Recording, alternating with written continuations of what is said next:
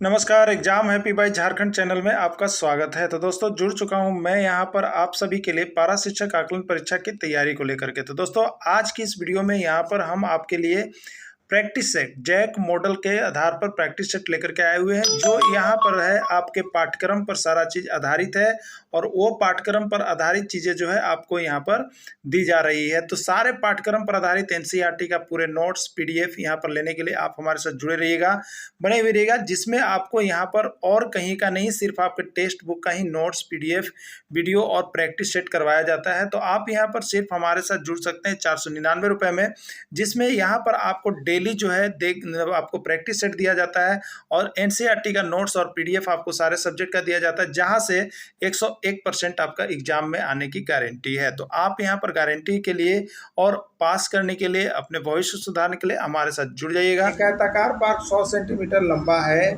और 80 मीटर चौड़ा है। ठीक है, 100 मीटर लंबा है और 80 मीटर चौड़ा है। रमेश इस पार्क के चारों ओर 10 चक्कर लगाता है, तो रमेश द्वारा कुल कितनी दूरी तय की गई है। ठीक है, देखिए इसका नोट्स और पीडीएफ हमने आपको दे दिया है। अब बताइएगा यहाँ पर कि एक आयताकार पार्क, बताइए एक आयताकार पार्क है, ये 100 मीटर लंबा है और 80 मीटर चौड़ा है। तो एक चक्कर लगाने के लिए कितनी दूरी तय करते हैं। तो देखिए दूरी जब हमको एक चक्कर लगा के करना है, तो चाहे वो वृत्त का हो, चाहे वो परिमाप का हो, चाहे वो आयत का हो, किसी का भी हो, तो उसका परिमाप आप निकाल दीजिएगा। क्या निकाल दीजिएगा? उसका परिमाप निकाल दीजिएगा। अब परिमाप बराबर क्या होता है, तो अब यहाँ देखिए आयताकार है तो 2 इंटू L प्लस बी होता है। ठीक है, तो सबसे पहले परिमाप आप निकालिएगा। तो परिमाप निकालने के लिए देखिए यहाँ पर हमने लिख दिया है, रमेश द्वारा आयताकार पार्क के एक चक्कर लगाने में तय की गई दूरी बराबर आयत का परिमाप। आयत का परिमाप देखिए आपका निकाला हुआ है, 2 इंटू लंबाई प्लस चौड़ाई होता है। तो 2 लंबाई देखिए 100 मीटर है और यहाँ पर चौड़ाई देखिए 80 मीटर है। ठीक है, तो हो कितना गया, तो 2 गुने 180 मीटर यानी कितना हो गया, 360 मीटर। ठीक है, एक चक्कर लगाने में 360 मीटर लगता है। तो रमेश को लगाना क्या चक्कर है, 10 चक्कर, 10 से गुना कर दिए तो 360 गुने 10 यानी 3600 मीटर। यही आपका हो गया राइट आंसर। और देखिए ऐसा प्रश्न बहुत बार आता है और इतना लंबा आपको करने की आवश्यकता नहीं है। आपको यदि प्रैक्टिस में है तो सेकेंड में ये प्रश्न बनेगा। ठीक है, बड़ा बड़ा प्रश्न सेकेंड में बनता है। और देखिए एक आयताकार टेबल के चारों ओर एक चिट्ठी परिक्रमा करती है। यदि आयताकार टेबल का लंबाई और चौड़ाई क्रमशः 18 मीटर और 12 मीटर के आकार का है, तो चिट्ठी द्वारा 5 परिक्रमा करने में कितनी दूरी तय करनी पड़ेगी। अब देखिए बहुत स्पीड बनाइएगा। आयताकार टेबल का परिमाप क्या हो जाएगा, मैंने आयत का परिमाप, तो 2 इंटू लंबाई प्लस चौड़ाई, तो लंबाई कितना है 18, चौड़ाई कितना है 12, तो 2 इंटू लंबाई प्लस चौड़ाई, तो लंबाई और चौड़ाई को अब ये जोड़ लीजिए, तो 18 और 10 28 और 2 कितना हो गया, 30 मीटर हो गया ना। अब आयत की लंबाई, आयत का यहाँ पर क्या हो जाएगा, तो आयत का यहाँ पूछा है कि कितनी दूरी तय करेंगे। ठीक है, तो एक में एक कितना मीटर हुआ, एक में यहाँ पर हो गया तो 60 मीटर। कितना हो गया आपका 60 मीटर ना। एक बार में आपको कितना चलना पड़ेगा 60 मीटर। तो कै बार परिक्रमा करती है 5 बार, तो 60 गुने 5 मीटर हो जाएगा, यानी यहाँ पर कितना हो जाएगा आपका 300 मीटर। कितना हो जाएगा आंसर 300 मीटर, इसका राइट आंसर हो जाएगा। ठीक है, चलिए अगला देखिएगा। गुजरात किस चीज़ के उत्पादन में प्रथम स्थान रखता है। गुजरात जो है, गुजरात में सबसे अधिक किस चीज़ का उत्पादन होता है आपको बताना है। नमक है, मूंगफली है, कपास है या सभी है। अरे भैया करें आंसर बड़ी आसान है। देखिए यहाँ पर गुजरात में नमक होता है ना, गुजरात में नमक याद रखिएगा। क्या याद रखिएगा, गुजरात में नमक ना। तो न से नमक हो गया, म से मूंगफली हो गया और क से कपास हो गया, यानी नमक, मूंगफली और कपास के उत्पादन में गुजरात जो है वो प्रथम स्थान रखता है भारत में। ठीक है, गुजरात प्रथम स्थान रखता है किस चीज़ के उत्पादन में, तो नमक में, मूंगफली में और कपास में होता है। ठीक है, चलिए अगला प्रश्न आप देखिएगा। राज्यसभा को क्या कहते हैं जी, बताइए। राज्यसभा को आप लोग जानते होंगे, लोकसभा और राज्यसभा यहाँ पर है। ठीक है, तो राज्यसभा को क्या क्या कहा जाता है, द्वितीय सदन, उच्च सदन, अस्थाई सदन, सभी या देखते हैं सभी। ठीक है, तो देखिए यहाँ पर एक चीज़ याद रखिएगा, दूसरा क्या होता है, दूसरा क्या होता है, दूसरा याद रखिएगा। तो देखिए यहाँ पर दूसरा में डी से है द्वितीयक सदन, यू से है उच्च सदन, एच से है अस्थाई सदन और रा से है राज्यसभा। यानी राज्यसभा को अस्थाई सदन कहते हैं, राज्यसभा को उच्च सदन कहते हैं, राज्यसभा को द्वितीयक सदन कहते हैं। यही कुछ हम लोग कहते हैं। ठीक है, याद हो गया होगा दूसरा, तो अब आपको कन्फ्यूजन रहना ही नहीं चाहिए। तो दूसरा में देखिए हम लिख लेंगे, दूसरा में द्वितीयक सदन, उच्च सदन, अस्थायी सदन और ये राज्यसभा को प्रतिनिधित्व करती है। ठीक है, लोकसभा को अब क्या कहा जाता है बताइए, लोकसभा को क्या कहा जाता है?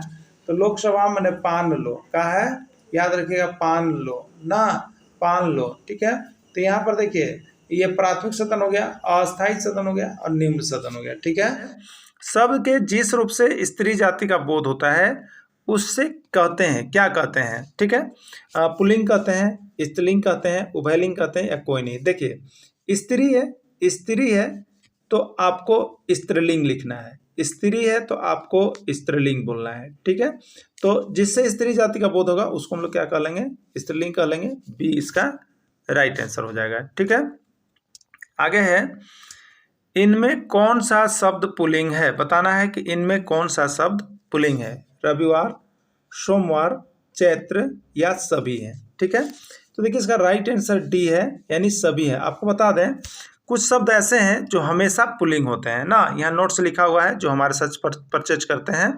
तो देखिए लिखा हुआ है दिन, हिंदी, दिन और हिंदी महीना, नहीं दिन और हिंदी महीना का नाम हमेशा पुल्लिंग होता है। एकदम दिमाग में रख लीजिए, दिन हो या हिंदी महीना का नाम हो वो हमेशा पुल्लिंग होता है। जैसे दिन में सोमवार, मंगलवार, बुधवार, बृहस्पतिवार कह सकते हैं, और महीना में चैत, बैसाख, जेठ, आषाढ़। हिंदी महीना जनवरी, फरवरी, मार्च, अप्रैल की बात यहाँ नहीं करेंगे, हम हिंदी महीने की बात कर रहे हैं। चैत, बैसाख, जेठ, आषाढ़, सावन, भादो, कुवार, कार्तिक जो कहते हैं ये हमेशा क्या होते हैं? पुल्लिंग होते हैं। ठीक है, चलिए आगे, इनमें से कौन सा शब्द पुल्लिंग है? बुध, शुक्र, शनि या सभी? इसमें राइट आंसर सभी है, क्योंकि आपको बता दें ग्रह के नाम बुध, शुक्र, शनि, सिर्फ पृथ्वी को छोड़कर, आपको बता दें सिर्फ पृथ्वी को छोड़कर बाकी जितने भी यहाँ पर ग्रह के नाम, ग्रहों की संख्या कितनी है आपको पता है? 8 है, यानी पृथ्वी एक छोड़ देते हैं तो 7 बचता है। 7 ग्रह का नाम हमेशा क्या होगा? पुल्लिंग होगा, पृथ्वी को छोड़ करके। ठीक है, नीचे नोट्स में लिखा हुआ है कि पृथ्वी को छोड़कर सभी 7 ग्रह हमेशा क्या होते हैं? पुल्लिंग होते हैं। इस नोट्स को आप लोग देख लीजिएगा, क्योंकि आपको इससे अच्छा और बेहतरीन कहीं भी नहीं है, सिर्फ यहीं पर उपलब्ध है। आप सभी पढ़ते के साथ साथ मोबाइल नंबर से जरूर जुड़ने का प्रयास करेंगे, क्योंकि इस तरह का मटेरियल कहीं नहीं मिलेगा जो हाथ से लेकर के हम आपके लिए लेकर आए हैं। और खाली वैसे प्रश्न है जो अब तक पूछे गए एग्जाम में, इसमें किसी भी तरह का कोई भी प्रश्न समाहित नहीं है जो अब तक नहीं आया है। पुल्लिंग शब्द की पहचान करें, हिमालय पर्वत, विंध्याचल पर्वत, सतपुड़ा पर्वत या सभी। ठीक है, तो देखिए यहाँ पर पर्वत है, पर्वत का नाम हमेशा पुल्लिंग होता है। ठीक है, पर्वत का नाम हमेशा क्या होता है? पुल्लिंग होता है, इसलिए सभी पुल्लिंग है। ठीक है, सभी पुल्लिंग है। अगला है अगला है पुल्लिंग की पहचान करें, भारत, रूस, जापान या सभी। ठीक है, पुल्लिंग की पहचान करना है तो देखिए याद रखिएगा, देश का नाम ना, किसी भी देश का नाम हमेशा पुल्लिंग होता है। किसी भी देश का नाम क्या होता है? हमेशा पुल्लिंग होता है, इसलिए इसका राइट आंसर जो हो जाएगा वो हो जाएगा सभी। ठीक है, भारत देश, रूस, जापान, ये सभी पुल्लिंग हैं। अगला है, पुल्लिंग की पहचान करें, अरब सागर, लाल सागर, हिंद महासागर या सभी। अरब सागर, लाल सागर, हिंद महासागर या सभी, पुल्लिंग की पहचान करें। ठीक है, अरब सागर, लाल सागर, हिंद महासागर या सभी। तो देखिए इसका राइट आंसर भी सभी है, क्योंकि सागर, महासागर जितने भी नाम होते हैं वो हमेशा पुल्लिंग होते हैं। सागर, महासागर के नाम हमेशा क्या होते हैं? पुल्लिंग होते हैं। ठीक है, चलिए अगला देखिएगा, अगला है पुल्लिंग की पहचान करें, पुल्लिंग की पहचान करें। ठीक है, पुल्लिंग की पहचान करें, एशिया, अफ्रीका, यूरोप या कोई नहीं। ठीक है, तो देखिए महाद्वीप, महाद्वीप या महादेश, महाद्वीप या महादेश का नाम हमेशा पुल्लिंग होता है, इसलिए एशिया, अफ्रीका, यूरोप ये सभी जो है पुल्लिंग है। तो इसका राइट आंसर सभी होगा, इसमें 2 का है, कोई नहीं या सभी, तो सभी होगा। अगला, पुल्लिंग की पहचान करें, सोना, लोहा, तांबा या सभी। ठीक है, सोना, लोहा, तांबा या सभी, इसका राइट आंसर सभी होगा। आपको बता दें धातु के नाम, ठीक है, धातु के नाम सिर्फ और सिर्फ चांदी को छोड़कर, चांदी को छोड़ दीजिएगा। ठीक है, चांदी को छोड़कर सोना, लोहा, तांबा जितने भी धातु आएंगे वो सभी पुल्लिंग में जाएंगे। वो सभी किस में जाएंगे? पुल्लिंग में जाएंगे ना। चलिए अगला है, धातु में चांदी को छोड़कर, देखिए यहाँ लिखा हुआ है सभी पुल्लिंग होते हैं। पुल्लिंग की पहचान करें, जौ, धान, गेहूं या सभी। ठीक है, जौ, धान, गेहूं या सभी, तो इसमें राइट आंसर सभी है। अन्न, अन्न जो होते हैं, अन्न के दानों का नाम वो हमेशा पुल्लिंग में ही होता है, इसका राइट आंसर पुल्लिंग हो जाएगा। अगला है नीलम, मोती, हीरा या सभी। पुल्लिंग की पहचान करना है, नीलम, मोती, हीरा या सभी। राइट आंसर सभी। क्या बोलता है, रत्न, रत्न ना, रत्न जिसे हीरा कहते हैं, पुखराज कहते हैं, नीलम कहते हैं, मोती कहते हैं, जो पहना जाता है ग्रहों के लिए। तो रत्न का नाम भी हमेशा जो होता है वो पुल्लिंग ही होता है। इसका राइट आंसर सभी हो जाएगा। अगला है स्त्रीलिंग शब्द की पहचान करें, गंगा, यमुना, सरस्वती या सभी। ठीक है, तो स्त्रीलिंग शब्द में कौन आएगा, तो देखिए गंगा, यमुना, सरस्वती, यानी नदियों के नाम। क्या हो गया, नदियों के नाम ना, नदियों के नाम जो होते हैं वो हमेशा क्या होते हैं, यहाँ पर स्त्रीलिंग होते हैं। ठीक है, नदियों के नाम हमेशा क्या होते हैं, स्त्रीलिंग होते हैं। चलिए आगे देखिएगा, स्त्रीलिंग शब्द की पहचान करें, हिंदी, संस्कृत, तमिल, मलयालम या सभी। तो देखिए यहाँ पर भाषा का नाम, ये सभी भाषा का नाम है। तो भाषा का नाम जो होता है वो हमेशा स्त्रीलिंग ही होता है। भाषा का नाम हमेशा क्या होता है, स्त्रीलिंग होता है। आगे है कबड्डी, क्रिकेट, हॉकी या सभी। स्त्रीलिंग शब्द की पहचान करें, कबड्डी, क्रिकेट, हॉकी या सभी। तो इसका भी आंसर सभी होगा, क्योंकि कबड्डी, क्रिकेट, हॉकी ये सभी खेल का नाम है, और खेल का नाम जो होता है वो हमेशा स्त्रीलिंग ही होते हैं। खेल का नाम हमेशा स्त्रीलिंग होता है, इसलिए जितने भी खेल का नाम है वो सभी स्त्रीलिंग है। अगला है महोदय का स्त्रीलिंग रूप होगा, महोदय का स्त्रीलिंग रूप क्या होगा, महोदय, महोदयी, महोदया या सभी। तो इसका राइट आंसर हो जाएगा महोदय का महोदया। क्या होता है, महोदय का स्त्रीलिंग रूप जो होता है महोदया होता है। अगला है छात्र का स्त्रीलिंग रूप है, छात्र का स्त्रीलिंग रूप है छात्र, छात्री, छात्रीय या छात्रा। छात्र का स्त्री रूप जो होता है वो आपको होता है छात्रा। छात्र का स्त्रीलिंग रूप क्या होता है, छात्रा होता है। ठीक है, चलिए आगे दिखेगा, अध्यापक का स्त्रीलिंग रूप है, अध्यापक का स्त्रीलिंग रूप है क्या है, बताएंगे आप। अध्यापक, अध्यापिका, अध्यापका या सभी। अध्यापक का स्त्रीलिंग जो रूप होता है वो होता है अध्यापिका। क्या होता है, अध्यापिका होता है। चलिए अगला देखिएगा, नायक का स्त्रीलिंग रूप है ना, नायक का स्त्रीलिंग रूप है नायिका, नायिका, नायिक या सभी। तो नायक का जो स्त्रीलिंग रूप होता है वो आपका होता है नायिका होता है। क्या होता है, नायिका होता है। बहुत बार आया हुआ है, 1001 बार आया हुआ है। सभी प्रश्न इतने इंपॉर्टेंट है कि जितना कहा जाए उतना ही कम होगा, तो आप सभी को देख लेना है। और नोट्स और पीडीएफ सारे चीज़ों की सही सही जानकारी के लिए आपको यहाँ पर लाइफ टाइम 501 रुपया में जोड़ा जा रहा है। दीपावली धमाका पर लाइफ टाइम 501 रुपया, मतलब जब तक एग्जाम नहीं होगी आपको 501 रुपया में ही यहाँ सारे नोट्स पीडीएफ डेली मिलते रहेंगे, और आपकी फुल कंप्लीट तैयारी यहाँ पर करवाई जाएगी। तो 501 रुपया में आपका लाइफ टाइम करवाया जा रहा है, तो आप जुड़ करके यहाँ पर लाइफ टाइम कर सकते हैं। बच्चा का स्त्रीलिंग रूप है बच्चा, बच्ची, बच्चे या कोई नहीं। ठीक है, तो बच्चा का स्त्रीलिंग रूप क्या होगा, तो इसका राइट आंसर हो जाएगा बच्ची। क्या हो जाएगा, बच्ची हो जाएगा। ठीक है, चलिए कहार का स्त्रीलिंग रूप है कहारे, कहारिन, कहारा या कोई नहीं। ठीक है, तो कहार का स्त्रीलिंग रूप क्या होगा, कहारी, कहारिन, कहारा या कोई नहीं। तो कहार का जो स्त्रीलिंग रूप है वो आपका हो जाएगा कहारिन। क्या हो जाएगा, कहारिन इसका राइट आंसर होगा। आप लोग भी कमेंट करते चलिएगा, जवाब देते चलिएगा और बताते चलिएगा कितना आपका सही हो रहा है, इसको जरूर बताइएगा।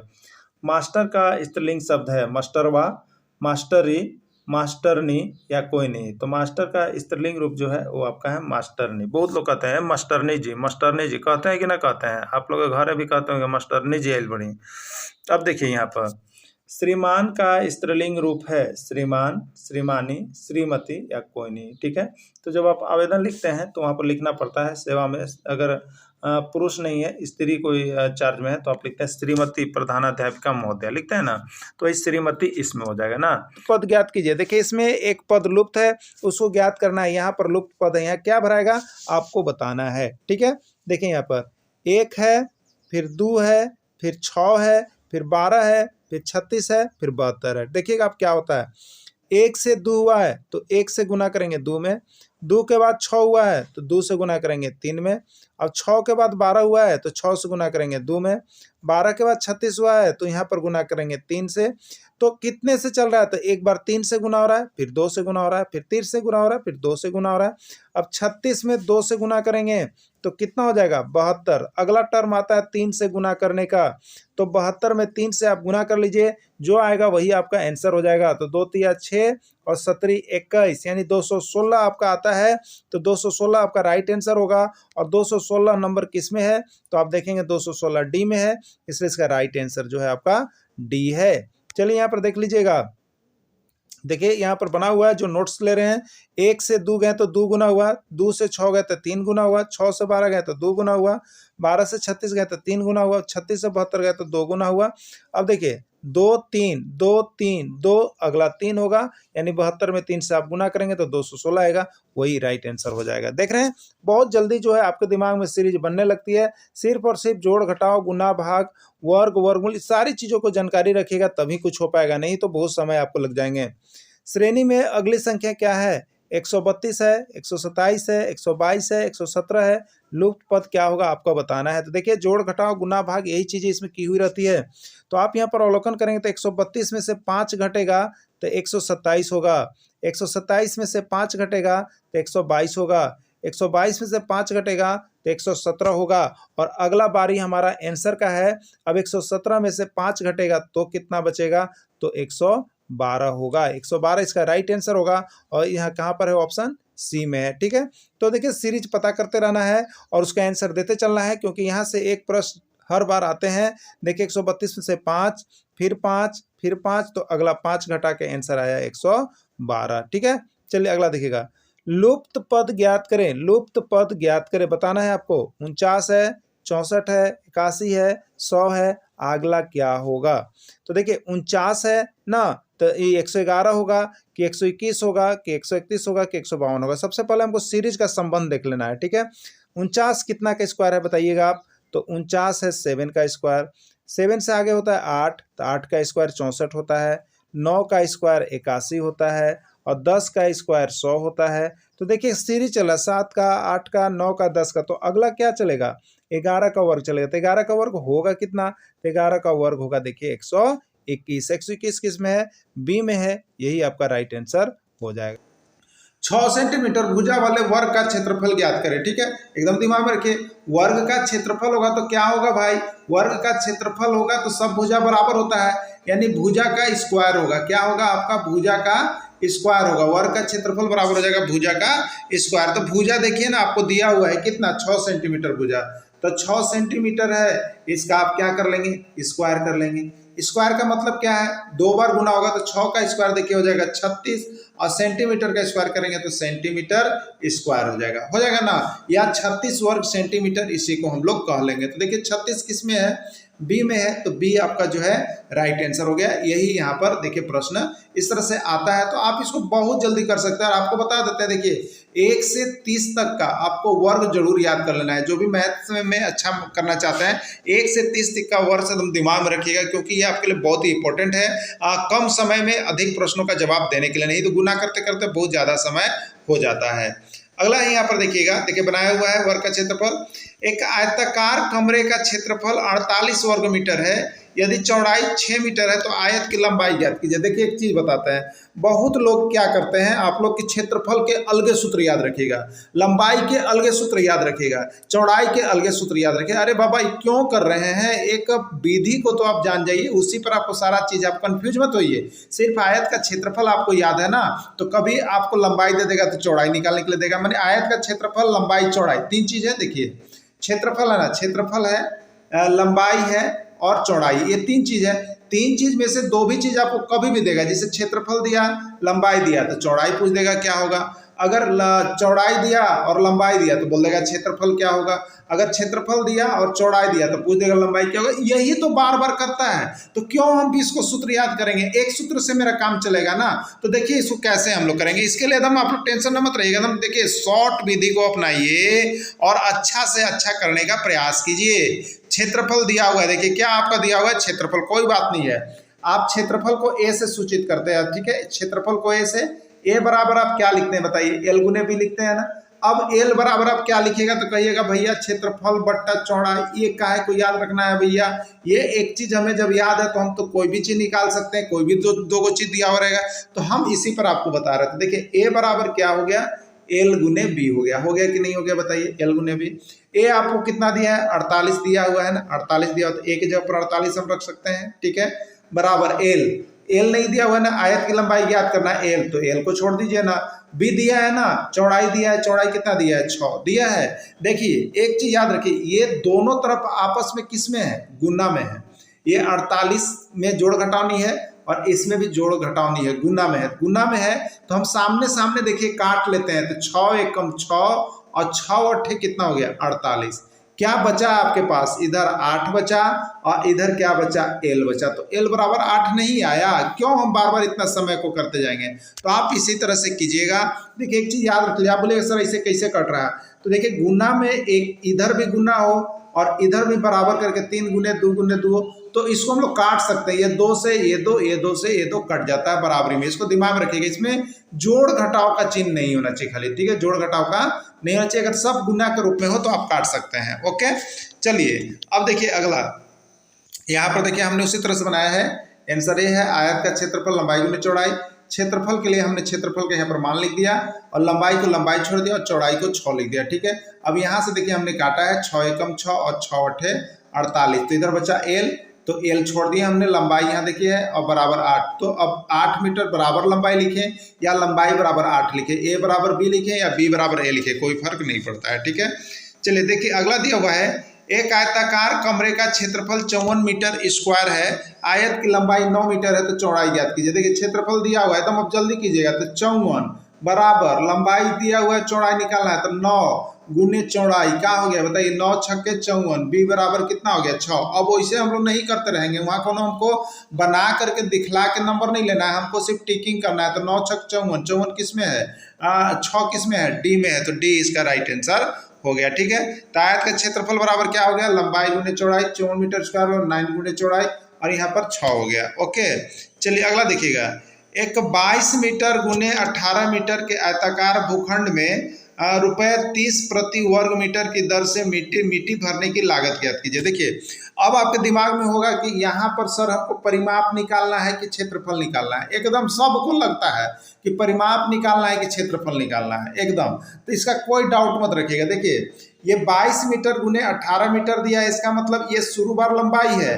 और बाद वाला क्या है आपका चौड़ाई है। दिमाग में रख लीजिएगा, अगर कोई 22 गुने 12 कर रहा है यानी 22 मीटर ये लंबा है और 12 मीटर चौड़ा है, ये कह रहा, तो लंबाई और चौड़ाई आपको दे दिया। आयताकार भूखंड में रुपए 30 प्रति वर्ग मीटर की दर से, ध्यान दीजिए यहाँ पर 30 प्रति मीटर और 30 वर्ग मीटर, तो वर्ग मीटर जैसे कह दिया तो आपको क्षेत्रफल निकालना है। एकदम समझ में आ गई बात। अगर वर्ग मीटर कह रहा है तो आपको क्षेत्रफल निकालना है और अगर मीटर कहता तो आपको परिमाप निकालना पड़ता, ठीक है। तो प्रति वर्ग मीटर की दर से मिट्टी भरने की लागत ज्ञात करें। कोई बात नहीं है, तो सबसे पहले लागत के लिए हम क्या करेंगे, हमको ये तो पता होना चाहिए ना कि स्पेस कितना जगह में हमको मिट्टी भरना है, तब तो हम बताएंगे ना। तो उसके लिए एरिया निकाल लीजिए, ठीक है। तो एरिया आप 22 गुने 18 कर लीजिएगा और 1 वर्ग मीटर का खर्च 30 रुपया, उसमें 30 से गुना कर दिए, जो आएगा आपका आंसर। तो देखिए नीचे बनाया हुआ है, उसको देख लीजिए। आयताकार भूखंड का क्षेत्रफल बराबर हो गया 22 मीटर गुने 18 मीटर, तो ये देखिए आता है आपका 396 वर्ग मीटर। कितना आता है आपका 396, 22 गुने 18 कर लीजिएगा, 396 वर्ग मीटर आया। अब देखिए 1 वर्ग मीटर, मीटर स्क्वायर मतलब वर्ग मीटर भरेंगे, मिट्टी भरने का लागत 30 मीटर, तो हमको जो जगह है वो है कितना, 396 वर्ग मीटर में भरना है। तो 396 वर्ग मीटर भरने का लागत बराबर हो जाएगा कितना, 396 गुने 30 कर दीजिएगा, यानी 11,880 रुपए, यही आपके आंसर हो गए, ठीक है। तो चले इसी तरह से हम लोग इसको तो कंफ्यूजन को दूर करते चलना है, क्योंकि कंफ्यूजन जब रहेगा ना तो प्रश्न बनाने में सस्पेंस बना हुआ रहता है। तो सस्पेंस को एकदम नहीं रखिएगा, क्योंकि हम आपको 0 लेवल से बताते हैं और पूरे आपको बड़ा बताते बताते एक बार छोटा भी बता देते हैं ना। देखिए 10 मीटर गुने 30 मीटर एक आयताकार गड्ढा को 15 रुपए प्रति वर्ग मीटर की दर से मिट्टी भरने की लागत ज्ञात करें। देखिए तो आप चाहिएगा तो यही बना दीजिएगा ना, हुआ आप क्लियर हो गए होंगे कि आपको क्षेत्रफल निकालना है कि परिमाप निकालना है। देखिए वर्ग मीटर दिया हुआ है, इसका मतलब क्षेत्रफल निकालना है। तो ये जो आयताकार गड्ढा हो गया उसका क्षेत्रफल कितना हो गया, 30 कितना हो गया बताइए, 300 ना हो गया, 30 हो गया। और 100 मीटर स्क्वायर, 300 मीटर स्क्वायर हुआ, 1 मीटर स्क्वायर का खर्च 15 रुपया है, तो 300 मीटर स्क्वायर का खर्च कितना होगा, 15 4500 रुपया। तो देखे और उसको टिक कर लिए। अब देखिए रही बात कि यहाँ पर बनाया हुआ, देखिए ऑप्शन है आपके पास 450, 4500, 4500, 45,000 क्या होगा। तो देखिए अब इतना लंबा चौड़ा देखिए आपको बनाना नहीं है, लेकिन शुरुआती आपको नोट्स है इसलिए हमने दे दिया, लेकिन एग्जाम में सब कुछ नहीं करना है। जैसे अभी आपको ऊपर बताएं उस तरह से फटाफट करना है। आयताकार गड्ढा का क्षेत्रफल निकालने, देखिए 300 मीटर स्क्वायर हुआ, 1 मीटर स्क्वायर का खर्च 15 रुपया है, 300 मीटर स्क्वायर का खर्च 300 गुने 15 तो 4500 रुपए हो गए। यही आपके राइट आंसर होगा। तो इसको आप बहुत जल्दी कर सकते हैं, समझ गए। इसके लिए कोई टाइम लेने की आवश्यकता ही नहीं है। चलिए आगे देखिएगा। आगे आपका प्रश्न है यहाँ पर एक टाइल्स की माप, टाइल्स जो मकान में लगाया जाता है 2 मीटर गुने 1 मीटर के रूप में, ठीक है। एक टाइल्स इतना है और एक कमरा जो है जिसमें लगाना है टाइल्स वो 10-12 का कमरा है। पूर्ण रूप से ढकने के लिए कितने टाइल्स की आवश्यकता होगी, ठीक है। तो सबसे पहले आप क्या करेंगे, जो कमरा है उसका क्षेत्रफल आप निकाल लीजिएगा कि कितना में आपको लगाना है, कितने एरिया में लगाना है, कितना जगह में लगाना है, ठीक है। अब यहाँ पर टाइल्स का क्षेत्रफल निकाल लीजिएगा कि एक टाइल्स कितना एरिया को घेर रहा है, तो पता चल जाएगा कि उस कमरे में कितने टाइल्स लगाएंगे। तो कमरे में टाइल्स लगाने की संख्या बराबर देखिए हो जाएगा कमरा का क्षेत्रफल, जो बड़ा चीज है उसको ऊपर रखेंगे और टाइल्स का क्षेत्रफल उसको नीचे रख देंगे, भाग दे देंगे, आपको संख्या पता चल जाएगा। तो 20 टाइल्स होगा या 60 होगा या 40 होगा या कोई नहीं। तो देखिए यहाँ पर बनाया हुआ है, क्या बनाया हुआ है। सबसे पहले आपको कमरा का क्षेत्रफल 120 मीटर स्क्वायर हो गया, आप निकाल दिए 12 10 गुने 12 120 मीटर स्क्वायर हो गया। अब टाइल्स का क्षेत्रफल तो 2 मीटर गुने 1 मीटर तो 2 मीटर स्क्वायर हो गया। अब टाइल्स की संख्या तो क्या कीजिएगा, कमरा का क्षेत्रफल में टाइल्स का क्षेत्रफल से भाग दे दीजिए, आपका ओके हो गया। बड़ा वाला चीज ऊपर रहेगा, छोटा वाला चीज नीचे रहेगा। तो देखिए कितना हो गया, तो कमरा का क्षेत्रफल आपका 120 मीटर स्क्वायर था और टाइल्स का क्षेत्रफल 2 मीटर आया, काट दिया तो 60, यानी कितना टाइल्स लगेगा उस रूम में लगाने में, 60 गो टाइल्स लगेगा। यही आपका आंसर हो गया। तो आप भी घर में लगवाते हैं तो इस तरह से निकाल सकते हैं ना। देखिए अब अगला है एक वर्ग का क्षेत्रफल 49 मीटर स्क्वायर है। एक वर्ग का क्षेत्रफल 49 मीटर स्क्वायर है, तो उस वर्ग की भुजा का मान ज्ञात करें। 6 मीटर होगा, 7 मीटर होगा, 8 मीटर होगा या 9 मीटर होगा, ठीक है। तो एक वर्ग की भुजा कितना है, 49 मीटर स्क्वायर है, उस वर्ग की भुजा का मान निकालिए। देखिए एकदम आपका जो है टेक्स्ट बुक पर दे रहे हैं और देखिए टेक्स्ट बुक से कितना अच्छा क्वेश्चन है। और यही चीज देने के बाद प्रैक्टिस सेट आप बनाते हो तो आपको लगता है कहाँ से आया था। तो ये सारे किताब से ही आएंगे, कोई बाहर से आपके आने वाले नहीं है। बस आप किताब से पढ़ लीजिए या किताब से नहीं पढ़ पा रहे तो हमारे साथ जुड़ जाइए। आपको यहाँ पर चाहे आप जेटेट हो, चाहे सहायक चार्ज हो, चाहे कोई भी देना है, आप टेक्स्ट बुक का नोट्स यहाँ से परचेज कर सकते हैं, पढ़ सकते हैं और अच्छे मार्क्स आप ला सकते हैं, ठीक है। तो वर्ग का क्षेत्रफल बराबर क्या होता है, देखिए फॉर्मूला अलग अलग नहीं याद करना है कि भुजा का क्या होता है। देखिए बस सिस्टमेटिक जानिए, एक याद रखिए, उससे 10 तरह से प्रश्न बनाइए, ठीक है। वर्ग का क्षेत्रफल, क्षेत्रफल के लिए हम लोग ए लिखते हैं, ए बराबर होता है भुजा का स्क्वायर, ए स्क्वायर होता है ना। अब देखिए तो हमको क्षेत्रफल दिया हुआ है, क्षेत्रफल कितना दिया हुआ है, 49 दिया हुआ है, तो 49 बराबर क्या हो गया, भुजा का स्क्वायर। लेकिन हमको निकालना क्या है, भुजा, भुजा का स्क्वायर तो नहीं निकालना है।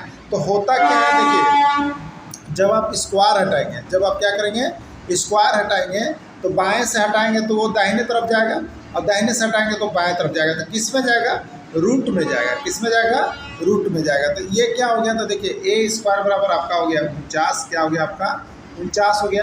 तो ए बराबर क्या हो जाएगा, अंडर रूट 49, क्या हो जाएगा, अंडर रूट 49। और 49 का वैल्यू कितना हो गया, 49 का वर्गमूल कितना हो गया।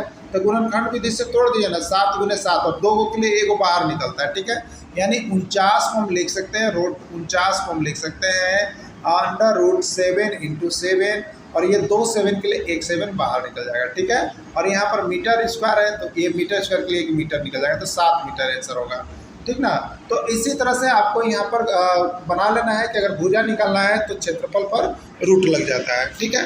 आगे देखिएगा, यहाँ बनाया हुआ है आपके नोट्स के लिए, वर्ग का क्षेत्रफल 49 मीटर स्क्वायर, तो ए स्क्वायर बराबर 49, ए बराबर देखिए अंडर रूट लगा तो 49 के लिए 7 हो गया, मीटर स्क्वायर के लिए एम हो गया, मीटर स्क्वायर के लिए एम हो गया, ठीक है। तो उसको आपको कर लेना है ना। अब देखो एक कमरा वर्ग के आकार का है, वो 10 मीटर गुने 10 मीटर माप का है, उसमें 2 मीटर गुने 1 मीटर साइज का टाइल्स लगवाना है। कुल कितने टाइल्स लगेंगे? अभी आपको बताए थे कि कमरा का ये वर्ग के आकार का, तो वर्ग का क्षेत्रफल क्या हो गया? वही लंबा भुजा गुने भुजा होता है, तो यहाँ पर भुजा 10 गुने 10 है, तो 10 गुने 10 हम कर लेंगे, हो गया ना। देखिए शॉर्ट में तो तुरंत बनाइए। और एक और टाइल्स का कितना है? 2 मीटर गुने 1 मीटर, तो 2 गुने कीजिएगा तो 2 होगा, ठीक है। तो ये 2 से कितने बार में? 5 बार में 50, यानी 50 को टाइल्स का जरूरी पड़ेगा। कै को टाइल्स का? 50 को टाइल्स का। तो इसमें पहला के, इसमें पहला एल, इसमें पहला एम, तो आगे क्या होगा? एम के आगे एन होगा, यानी एक शब्द आपको मिल गया एन, ठीक है। अब देखिए ए, फिर है बी, फिर है सी, फिर है डी, तो आगे क्या होगा दोस्तों? ई होगा, ठीक है। अब देखिए के एल एम एन, तो अगला क्या होगा? ओ, यानी क्या बना आपको? नियो। क्या बना? नियो। नियो किस में है? ए में है, ए इसका राइट आंसर हो जाएगा, ठीक है। देखिए इसको इस तरह से आप बना सकते हैं, देखिए आपको हम बता रहे हैं इस तरह से बना सकते हैं। क्या लिखा हुआ था? जे ए के, फिर के बी एल, फिर एल सी एम, फिर एम डी एन। तो देखिए जे के एल एम चल रहा है, तो अगला होगा N. A B C D E, तो अगला होगा ई। के एल एम एन, तो आगे होगा ओ, यानी नियो। क्या होगा आपका? नियो होगा, यही इसका राइट आंसर हो जाएगा, ठीक है। चलिए अगला देखिएगा श्रृंखला परीक्षण में। अब अगला प्रश्न है आपका यहाँ पर B D U D G T F J S H M R, तो आगे क्या होगा? तो एक एक करके संबंध मिलाइएगा।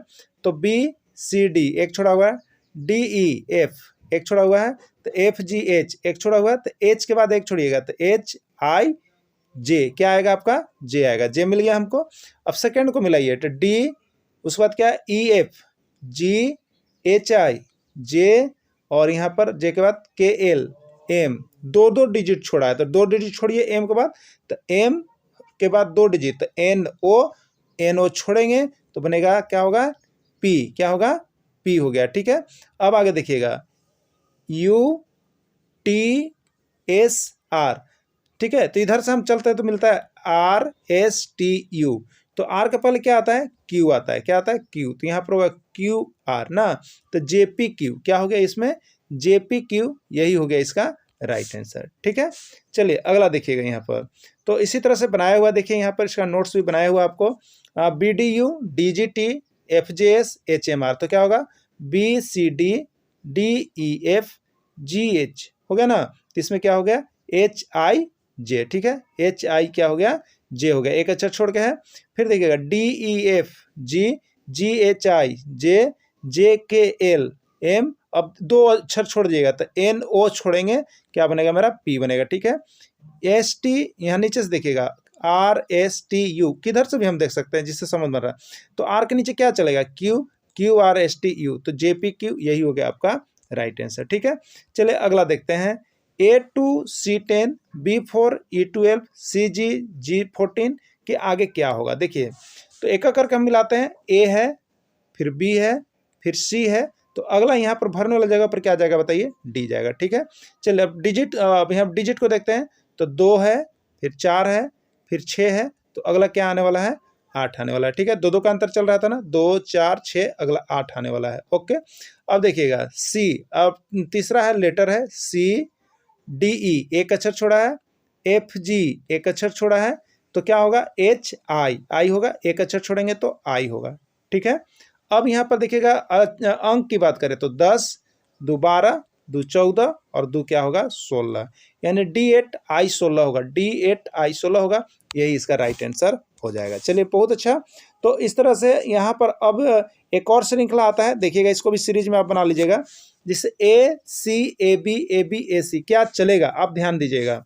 तो देखिए यहाँ पर जो सीरीज बन रहा है ना, वो देखिएगा ए, अगर इस बी को लेते हैं तो सी, ए बी सी, फिर देखिएगा ए बी सी, यहाँ पर सी भरेंगे तो ए बी सी होगा, फिर देखिएगा ए बी यहाँ खाली जगह सी भर देंगे, फिर देखिएगा ए और सी बीच में खाली बी, यानी ए बी सी का सीरीज चल रहा है। तो ए बी सी होने के लिए पहला में बी चाहिए, फिर ए बी सी होने के लिए दूसरा में सी चाहिए, फिर ए बी सी होने के लिए दूसरा में सी चाहिए, और ए बी सी होने के लिए बी चाहिए, यानी बी सी सी बी होगा। क्या होगा?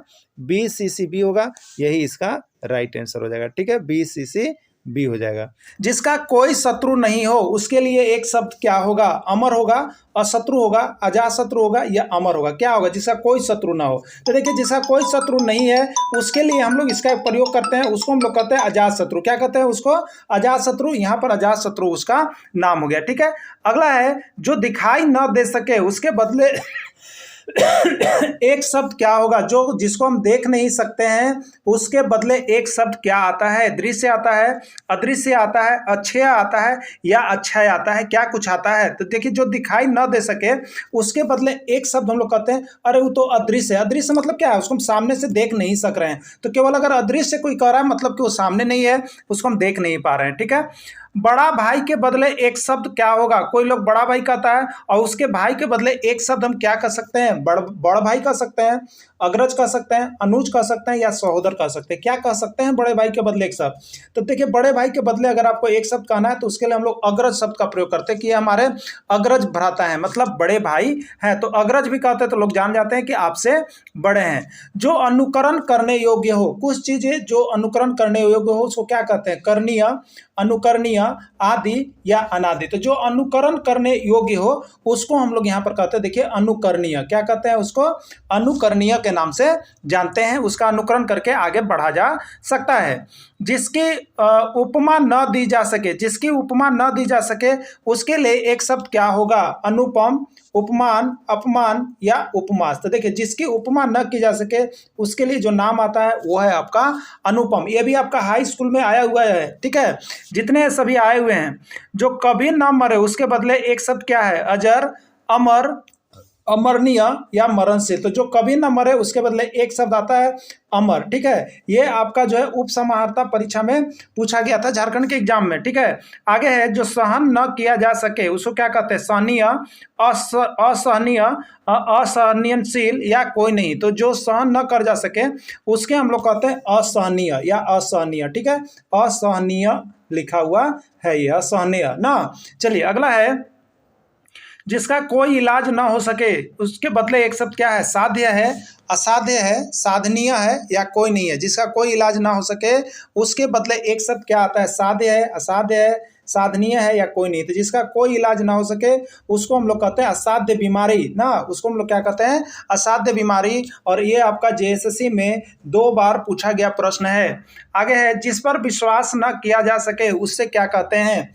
विश्वसनीय, अविश्वसनीय, विश्वास या कोई नहीं। तो जिस पर विश्वास न किया जा सके उस व्यक्ति को हम लोग कहते हैं अविश्वसनीय, और जिस पर विश्वास किया जा सके उसको हम लोग एक शब्द कहते हैं विश्वसनीय। ये जो है आपका यहाँ पर जिला पुलिस की जो परीक्षा हुई थी उसमें ये प्रश्न आपके पूछे गए थे। आगे है अकस्मात होने वाले को क्या कहते हैं? अकस्मात होने वाले को हम लोग एक शब्द कहते हैं, क्या कहते हैं आपको बताना है। ठीक है, अकस्मात होने वाले को बदले में एक शब्द क्या आता है? अकस्माती है, आकस्मिक है, अचानक है या कोई नहीं। तो अकस्मात होने वाले को आकस्मिक कहते हैं। क्या कहते हैं? आकस्मिक कहते हैं अकस्मात होने वाले को। और ये जो है आपका फॉरेस्ट गार्ड परीक्षा में आया हुआ था। ठीक है, चलिए अगला देखिएगा यहाँ पर जो कम खाता हो उसको क्या कहते हैं? जो कम खाता है उसको क्या कहते हैं? कमीना, सर्वाहारी, मांसाहारी या अल्पहारी। तो जो कम खाता है उसको हम लोग कहते हैं अल्पहारी। और ये जो है आपका यहाँ पर सचिवालय परीक्षा में पूछा गया था। आगे प्रश्न है आपका जो कानून के अनुसार हो उससे क्या कहते हैं? वैध, अवैध, कानूनी या गैर कानूनी। जो कानून के अनुसार हो उसे क्या कहते हैं? वैध, अवैध, कानूनी या गैर कानूनी। तो जो कानून के अनुसार हो उसको वैध कहते हैं और जो कानून के अनुसार नहीं हो उसको अवैध कहते हैं। और ये जो आपका है वो स्टेनोग्राफर परीक्षा में पूछा गया हुआ प्रश्न है आपके झारखंड के एग्जाम में। जो ईश्वर में विश्वास रखता है उसको हम लोग क्या कहते हैं? जो ईश्वर में विश्वास रखता है उसको हम लोग क्या कहते हैं? नास्तिक, आस्तिक, विश्वसनीय या अविश्वसनीय। तो जो ईश्वर में विश्वास रखता है उसको हम लोग एक नाम से जानते हैं, उसको हम लोग कहते हैं आस्तिक। ठीक है, जो भगवान विश्वास रखता है उसको हम लोग आस्तिक कहते हैं। और ये भी जो है आपका यहाँ पर जेएसएससी का जो यहाँ पर सचिवालय का परीक्षा होता है उसमें ये पूछा गया प्रश्न आपका आया हुआ है। जो किए गए उपकार को याद रखता है किसको कहते हैं? जो किए गए उपकार को याद रखता है कृतधन, आदरणीय, कृतक या उपकारी। ठीक है, जो किए गए उपकार को याद रखता है उसको हम लोग कहते हैं कृतक। क्या कहते हैं? कृतक। और ये प्रश्न अब तक 101 बार पूछा गया है। मत पूछिए कि किस किस एग्जाम में पूछा गया, बार बार देखिएगा आप किसी न किसी एग्जाम में आता ही आता है। जो किए गए उपकार को भूल जाता है उसको क्या कहते हैं? कृतक, कृतधन, आदरणीय या कोई नहीं। तो कृतधन कहते हैं। क्या कहते हैं? कृतधन कहते हैं। ये भी 101 बार पूछा गया है। तो ये दोनों से कहीं ना कहीं से प्रश्न निकल के एक न एक आपके आ जाते हैं। ठीक है, जो छिपाने योग्य हो उसको क्या कहते हैं? छिपा, उद्भेदन, गोपनीय या कोई नहीं। तो जो छिपाने योग्य होता है उसको हम लोग क्या कहते हैं? गोपनीय कहते हैं। ये गोपनीय चीज है। और ये आपका जो है झारखंड के यहाँ पर जेएसएससी की जो परीक्षा हुई थी आपका जैप की, उसमें यह प्रश्न पूछ दिया गया था। ठीक है, चलिए आगे है। जो दूर की सोच रखता है उससे क्या कहते हैं? अदूरदर्शी, दूरदर्शी, अदूरणीय या कोई नहीं। तो जो दूर की सोच रखता है उसके लिए एक शब्द हम लोग प्रयोग करते हैं, उसको कहते हैं दूरदर्शी। और ये भी आपका जो है यहाँ पर सचिवालय परीक्षा जो हुई है उसमें आपका प्रश्न पूछ दिया गया है। आगे, जिसको आर पार देखा जा सके, जिसको आर पार देखा जा सके उसको क्या कहते हैं? दूरदर्शी, पारदर्शी, अपारदर्शी या अदर्शनीय। ठीक है, दूरदर्शी मतलब दूर की सोच रखता है, पारदर्शी मतलब जिसको आर पार देखा जा सके, और अपारदर्शी का मतलब जिसको आर पार न देखा जा सके। तो इसका राइट आंसर हो जाएगा बी। ठीक है, जो भाग्य में विश्वास रखता है, लोग कहते हैं ना कि भाग्य में होगा तो जरूर मिलेगा, तो भाग्य में विश्वास रखता है उसको क्या कहते हैं? नश्वर, भाग्यवादी, नश्वरवादी या कोई नहीं। तो जो भाग्य में विश्वास रखता है देखिए उसको हम लोग कहते हैं भाग्यवादी। क्या कहते हैं? भाग्यवादी। आपको बता दे रहे हैं, देखिए ये सब प्रश्न इस प्रकार से हम छाट करके लाए हैं कि आपको भिड़ना ही भिड़ना है। तो आप लोग जो भी देखिए वीडियो देखते हैं भाई जी लोग, आपको हम विश्वास दिलाते हैं कि आप यहाँ पर से जरूर जुड़िए, और जुड़ने के बाद देखिएगा तो आपका सिर्फ हिंदी की बात हम नहीं कर रहे हैं, हिंदी ना सोचिएगा, हिंदी के साथ साथ आपका अंग्रेजी में मिल रहा है, पेडागोगी मिल रहा है, रीजनिंग मिल रहा है, पर्यावरण मिल रहा है। मैं सारे चीजों को हम ट्रिकी आपको दे रहे हैं जो कि आपको 100% यहाँ पर भिड़ने के चांस है या उसी तरह के प्रश्न आएंगे। और एक बात तो आप जानते हैं कि एनसीईआरटी का नोट्स इतना अच्छा होता है कि यदि आप पढ़ ले तो आपको अच्छे से अच्छे, चाहे जेपीएससी निकालने वाले भी लोग होते हैं तो फर्स्ट पेपर जिनका होता है वो भी एनसीईआरटी का ही देखते हैं। तो आप जरूर जुड़िएगा यहाँ पर अच्छे मार्क्स लाने के लिए, नहीं तो फिर दोबारा मौका नहीं मिलेगा। चाहे आप किसी चीज की तैयारी करें, चाहे आप जेटेट हो, चाहे आप यहाँ पर सहायक आचार्य हो, चाहे आप हाई स्कूल या किसी की तैयारी करें, तो आप नोट्स जरूर परचेज कीजिएगा। ठीक है, चलिए अगला देखिएगा।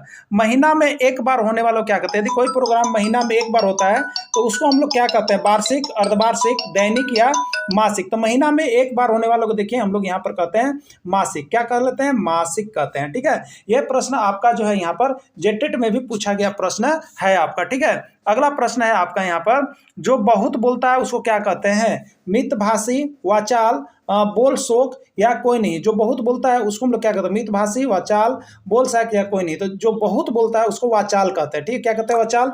और ये 51 बार से ज्यादा बार प्रश्न पूछा गया है, ये भी एमवीवीआई है ना, बहुत बार सभी एग्जाम में पूछे जा रहे हैं। तो जो ज्यादा एग्जाम में पूछा गया है उसको हम खुद कह देते हैं 51 बार, 101 बार, जो ज्यादा बार पूछा गया है। ठीक है, तो देखिए अब यहाँ पर आपको बच गया जो भाग में जिसको आर पर देखा जा सके, हो सके महीना में एक बार होने, जो बहुत बोलता है ये भी हो गया है। 100 वर्षों का समय को क्या कहते हैं? 100 वर्ष का जो समय होता है उसको हम लोग क्या कहते हैं? ठीक है, वार्षिक कहते हैं, अर्धवार्षिक कहते हैं, शताब्दी या मासिक। तो देखिए लोग कहते हैं 100 वर्ष हो गया है, शताब्दी, सेंचुरी पूरा रहा है ना, कहते हैं सेंचुरी, शताब्दी ना, तो शताब्दी उसको हम लोग कहते हैं। ठीक है, चलिए आगे देखिएगा। साथ में पढ़ने वाला, जो लोग साथ में आपके पढ़ते हैं उसका क्या नाम मिलता है? मित्र, सगमित्र, समदर्शी या क्या कहते हैं बताइए? या सहपाठी। तो जो साथ में पढ़ने वाले होते हैं उसके लिए हम लोग एक शब्द का प्रयोग करते हैं, कहते हैं अरे तो हमारे सहपाठी हो जी, ये हमारे सहपाठी हो, कहते हैं कि ना कहते हैं? बोलिए, कहते हैं ना, हमारे सहपाठी आइल बा, तो ये सहपाठी है, समझ गए? तो सहपाठी, साथ में पढ़े वाला के क्या कहते हैं? सहपाठी कहते हैं। और ये भी आपका जेएसएससी में 2 बार अभी तक पूछ दिया है आपको यहाँ पर झारखंड में। ठीक ना, जो 3255 के वर्ग का इकाई अंक क्या होगा? अब बताइए, जो ट्रिक नहीं जानेंगे वो क्या करेंगे? 3255 का वर्ग करेंगे। अरे भैया बाप रे बाप, ये तो पहाड़े तो हो जाएगा। तो क्या करेंगे हम लोग? 3255 गुने 3255 करेंगे तो पगला जाएगा आदमी ना, रेखे वो क्वेश्चन में लगेगा 45 मिनट। इसलिए ये काम नहीं करना है। देखिए किसी का भी वर्ग का इकाई अंक बताना है आपको 3255 का, तो आप कर लीजिए ना। वर्ग मतलब 2 बार गुना करने के लिए कर रहा है, 3255 गुने 3255। अब इकाई अंक का पूछ रहा है तो इसका इकाई अंक 5 है और इसका इकाई अंक 5 है, ये दोनों के गुना कीजिए ना, तो क्या होगा? 50 25। अब 25 में इकाई अंक कौन होगा? 5, तो यही 5 आंसर होगा। तो इस तरह से इसका काम कीजिएगा, नहीं तो अगर सीधा ही में पढ़िएगा और लंबा रूट में जाइएगा तो बहुत लंबा दूरी सफर करवा देगा और सब समय वह ये प्रश्न वाले लेगा, समझ गया ना। तो इसलिए बहुत इसको आपको जो है बारीकी से ट्रिक आपको सब चीज का दे रहे हैं, चाहे वो मैथ हो, चाहे जीके हो, चाहे जीएस हो, चाहे रीजनिंग हो, सारा का ट्रिक हम आपको देते जा रहे हैं। और एक एक ट्रिक पर आपको 2 से 4 क्वेश्चन हम करवाते हैं, तो प्रैक्टिस के लिए जरूर जुड़ जाइएगा ना। पहली 10 विषम संख्या का योग कितना होगा? पहली 10 विषम संख्या का योग कितना होगा? देखिए पहली 10 विषम संख्या कहने का मतलब 1 3 5, इसको जोड़िएगा, तो आप जोड़िएगा तो कितना टाइम जा रहा है, बहुत समय जा रहा है। लेकिन इसका ट्रिक होता है, पहली 10 विषम संख्या कह दे, पहली 20 विषम संख्या कह दे, पहली 30 विषम संख्या कह दे, उसका योग जो होता है वो, यानी ट्रिक होता है इसका n विषम संख्या का योग, चाहे n की जगह पर 1 2 3 कुछ भी कर सकता है। n विषम संख्या का योग जो होता है n स्क्वायर होता है, ठीक है।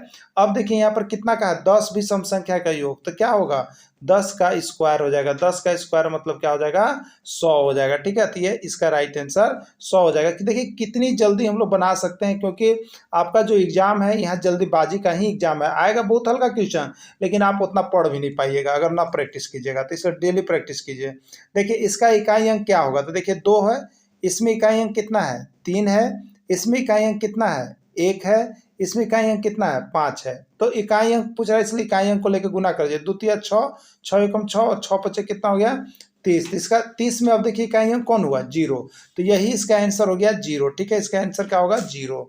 चलिए अगला देखते हैं। यहाँ पर अगला है आपका, बाल्य अवस्था किस उम्र तक को माना जाता है। तो देखिए यहाँ पर जो अवस्था है वो है आपका शैशवावस्था, बाल्यावस्था, किशोरावस्था, वृद्धावस्था। शैशवावस्था आपका 0 से 5 है, और यहाँ पर बाल्यावस्था जो है 6 से 12 है। तो यहाँ पर राइट आंसर 6 से 12, इसका भी नोट्स आपको दे दिया गया है, ठीक है।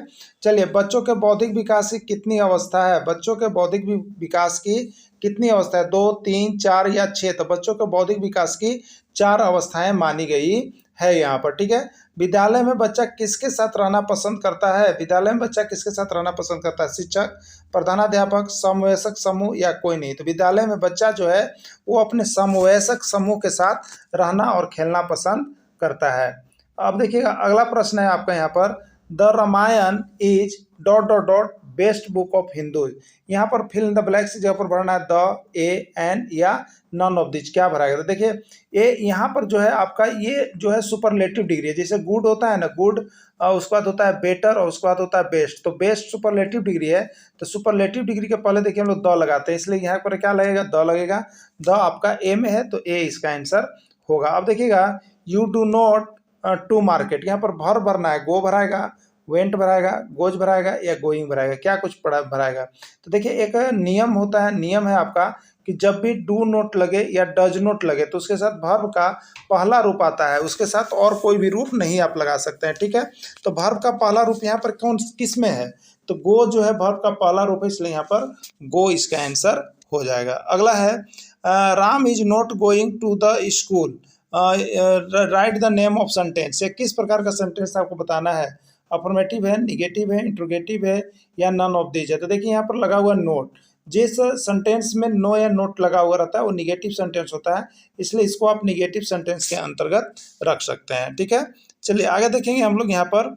अगला है, यदि एक चौराहे पर 3 घंटियाँ 5 मिनट, 10 मिनट और 15 मिनट के अंतराल पर बजती है, तो ये तीनों घंटियाँ पुनः कितने मिनट के बाद एक साथ बजेगी, ठीक है। देखिए ऐसा प्रश्न, ये प्रश्न आपको बता दे रहे 5001 बार आया हुआ, कितना MBBI है, चाहे आप JSSC दे रहे हो, चाहे SSC दे रहे हो, चाहे आकलन परीक्षा दे रहे हो। और ये जो आपका प्रश्न है वो आपका टेक्स्ट बुक का प्रश्न है, क्लास 6 का टेक्स्ट बुक में ये प्रश्न दिया हुआ है। तो आप लोग देखिए कंपटीशन लेवल में जाते तो वो मिलता है, तो कहते हैं अरे प्रश्न कहाँ से आ गया, कहीं से नहीं आया है भैया, बता दे रहे हैं, सब आया है NCERT किताब से, और जो आपको पढ़ना है वह आएगा। एकदम इसमें अपने शंक रहिएगा ना कि नहीं आएगा, इसलिए प्रैक्टिस सेट आप ले लीजिए, बनावत रहिएगा, कुछ ना हो जाएगा, समझे। तो इसलिए आपको यहाँ पर टेक्स्ट बुक पढ़ लीजिएगा आप अपने से भी, तो बहुत अच्छा नंबर होगा और कोई स्कोर में आप आगे बढ़ जाएगी। इसलिए अगर झारखंड में एग्जाम हो रहा है तो झारखंड का टेक्स्ट बुक आपके लिए सबसे बड़ा सफिशिएंट है, उससे आगे कहीं से कुछ ना पूछेगा, ठीक ना। तो इसी को आप देखिएगा आप क्लास में दिया हुआ है, तो कहिएगा कहने से हो गया, तो सारा चीज़ दिया हुआ है, लेकिन नहीं देखते हैं तो लगता है किताब से नहीं आया, लेकिन किताब से आया है, ठीक है। तो इस तरह के प्रश्न को बनाने के लिए देखिए हम लोग को सिर्फ क्या करना है, ये जो घंटियां वाला प्रश्न आ जाएगा ना, 3 घंटियां 5 मिनट, 10 मिनट और 15 मिनट के अंतराल पर बजती है, तो तीनों घंटियां पुनः के ये अइबे करता है, आपको बताता रहा ऐसे ही। तो ऐसा प्रश्न आएगा तो आप क्या कर दीजिएगा, सिर्फ और सिर्फ LCM निकाल दीजिएगा, ठीक है। सिर्फ और सिर्फ क्या कर दीजिएगा, LCM निकाल दीजिएगा, आपका हल हो जाएगा। देखिए हम यहाँ नोट्स लिख दिए हैं, क्योंकि आप लोग का बहुत सा नोट्स जो है यहाँ पर व्हाट्सएप पर जाता है, जो आप परचेज कर रहे हैं यहाँ पर, जो हमारे साथ जुड़े हुए हैं। तो इस तरह के प्रश्न दी गई संख्या का सिर्फ LCM निकालते हैं, लिखा हुआ है ना 5, 10, 15 का LCM, 5 एकम 5, 5 दूनी 10 और 5 तिया के 15 है। तो LCM कितना हुआ, तो 5 गुने 2 गुने 3 मिनट, यानी 5 गुने 10, 10 दिया 30 मिनट, यही आपका हो गया राइट आंसर। ठीक है, यानी तीनों घंटे 30 मिनट के बाद एक साथ पुनः बजेगी।